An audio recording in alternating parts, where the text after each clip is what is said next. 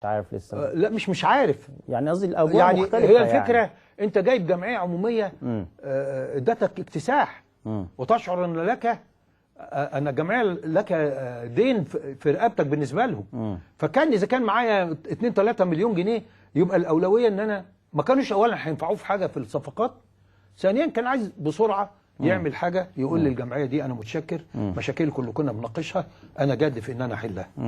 الحاجات الاجتماعيه خدت منه برضو شويه. نعم، الحاجات الاجتماعيه جوه النادي خدت منه شويه، ان كان مشاكل عمال. لا هم كان لا هو طبعا طول فتره الانتخابات الناس ما بتتكلمش. هو انت فتره الانتخابات بيكلموك ايه؟ تردي الخدمات، صح. الحقوق جوه النادي، حقوق العمال، مش عارف ايه. فهو طبعا مش عايز يبتدي بمشاكل، عايز يبتدي بهدوء. ما عندوش السيوله اللي تسمح له يعمل ده وده وده، والسيوله المتاحه ما تعملش حاجه في فتره انتقالات. فادى الاولويه للخدمات والاعضاء.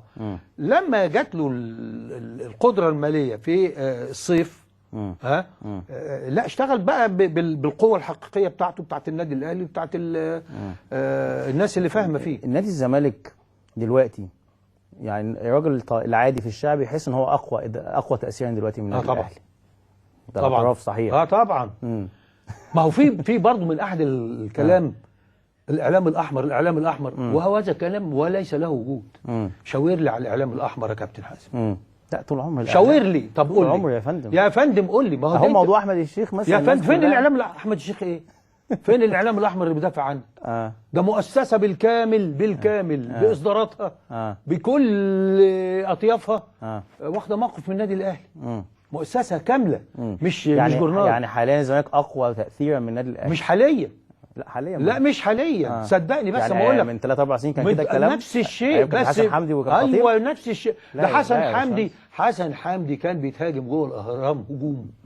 بس كان راجل قوي بكل راجل قوي. فلوس موجوده، الدنيا ماشيه يا كابتن حازم. بس صدقني بقول لك عليه انا راجل بره ماليش مصلحه. ما احنا عايشين في الفيل ده يا فندم. انت بتحسسها ليه؟ هتحسها ليه؟ هو النادي الاهلي لو كان كسب الدوري السنه دي كان هيكتب ايه؟ كان هيبقى في اعلام احمر واعلام ابيض. لا بس انا بتكلم بس اصبر عليا. تمام. لما الزمالك كسب الدوري هنا في اعلام احمر واعلام ابيض؟ لا، في نادي كبير كسب بطوله كل الاعلام معاه. واخد بالك؟ حتى انا في اعلاميين زملكاويه اصحابي كان النادي الاهلي لما يكسب قبليها بيقولوا لي كلام، ساعه ما يكسب تقرا الاعمده بتاعتهم تشعر انهم اهلاويه. اتعلموا الاداره، اتعلموا مش عارف ايه، اتعلموا الايه والثوابت والايه واللي عامل، ويقول لك من اول عامل اوضه اللبس، وهذا يخالف رايهم اللي بيتقال لي انا. واخد بالك؟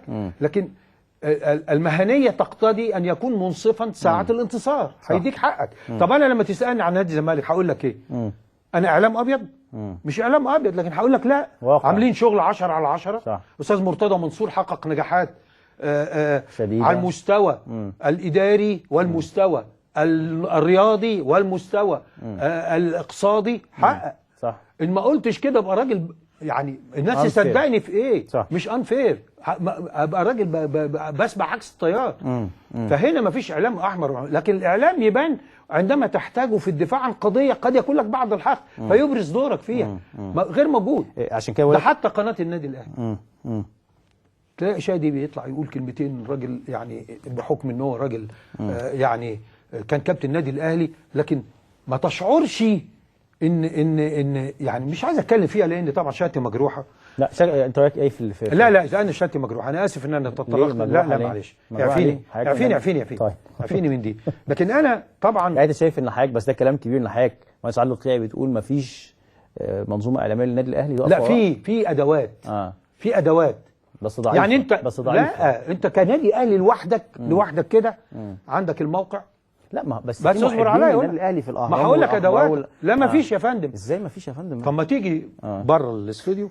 ليه قدام اهو الناس؟ لا هنعد الناس قدام الاستوديو. اوكي. هنعد الناس بس يعني الاهلاويه كتير في الجرايد كلها وفي المواقع. يا فندم اتفضل يا فندم. اعمل تجربه بينك وبين نفسك، اعمل حصر. انا ديك النهار جيت اعمل حصر. يعني كان في الزمالكاويه مستخبيين؟ يعني مش مستخبيين، معلومين.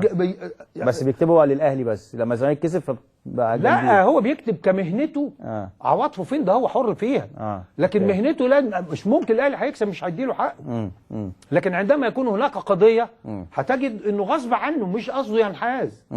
مش يعني النهارده لما تيجي النادي الاهلي في هذه القضيه طب حد طلع قال الاهلي صح وراحوا سايبين القضيه وقال لك وده موقف ياخده النادي الاهلي في التجميد ما هو بصراحه الموقف يا حبيبي كويس، بس القضيه نفسها يا كابتن حازم لو انت صاحب حق وعندك طب لو عندك اعلام متحيز واعلام احمر زي ما انت بتقول هيروح مطنش القرار اللي انت خدته بتاع تجميد النشاط ويركز على القضيه نفسها ويقول لك ايه الاهلي عنده حق، ما هيعمل ايه؟ ما هو الناس ضده. كم واحد اللي بيقول كده في مصر؟ ده اتحاد الكوره محمود الشامي كل ما اتكلم معاه يقول لي ده ضاغطين عليا والاعلام بيضغط والناس هو شايف اللي بيهاجمه مش شايف اللي بيدافع معاه. طيب انت دائما يا كابتن حازم الناس كلها بتهتف لك. جه 5 6 وانت ماشي راحوا مهاجمينك، مش هتشوف غيرهم.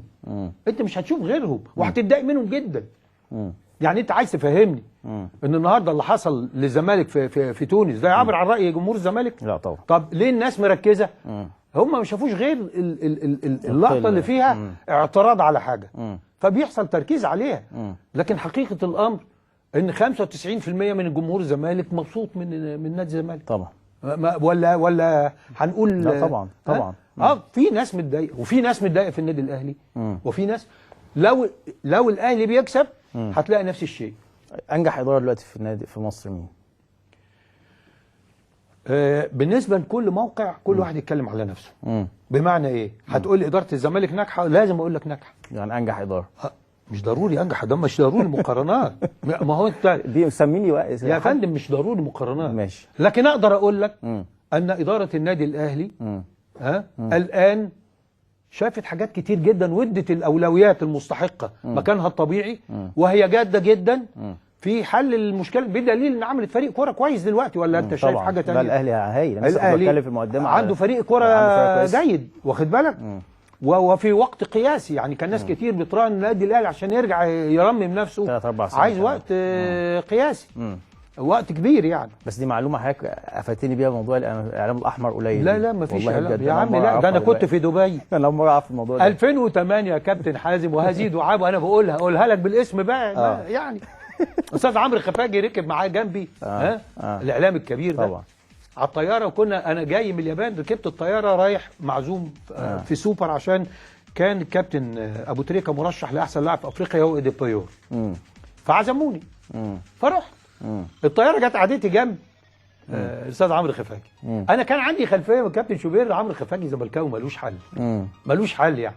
الساعتين ولا ساعتين ونص او 3 انا مش متذكر قد ايه بيتكلموا يعني والاهلي والتحيز الحكام ومش عارف ايه، وبعدين في الاخر راح اللعيبه استنى واللي خاطف اللعيبه والكلام ده كله وتفريغ الانديه. يعني الاهلي كان بيفرغ الانديه والزمالك دلوقتي بياخد بال 16 و18 لاعب. شويه بقى سنه بقى يا فندم تبقى لكم 10 سنين. انت مش فاهم قصدي. مفيش لا ده بيفرغ ولا ده بيفرغ، ده بيبني نفسه. محدش هياكل اكتر من طاقته. انما ما علينا يعني. قال لي ايه؟ بدعابه، لكن هو كان جد فيها لان كده 4 5 بعد كده لما نزلنا في دبي من بعض الاعلاميين المنتمين لنادي الزمالك. شوفوا بقى يا نوقف الزمالك يا نوقع الاهلي. وش كده بهزار يعني هو هزار لكن بيعبر عن اللي جواك. هو ده اللي نفسه بس ده اللي نفسه. مش كل اذا حضرتك لما تيجي تقول اعلام احمر، الاعلام يتجه الى القوي الى الفائز الى المنتصر. صح بس خلاص صح. ننهي بالكلمه دي فعلا. بشكرك يا فندم شكرا جزيلا، واكيد يبقى لنا حلقات تانية كتير مع حضرتك يعني انا ما عن الماضي وعن الحاضر وعن المستقبل. الماضي كمان مهم جدا، الناس كتير بتحب الماضي والحاجات اللي كانت بتحصل في الماضي دي كانت حاجات مهمه جدا. انا تحت امرك يا كابتن شكرا جزيلا. يعني مبسوط اني معاك وارجو ان الناس تنظر لنا ان احنا يعني بنناقش حاجه بشكل اكاديمي ملوش دعوه برايي. صح. يعني انا بحط لك بعض الحقائق واستنتج منها اللي انت عايزه، قد اكون مصيب وقد اكون مخطئ. هي دي مهمه.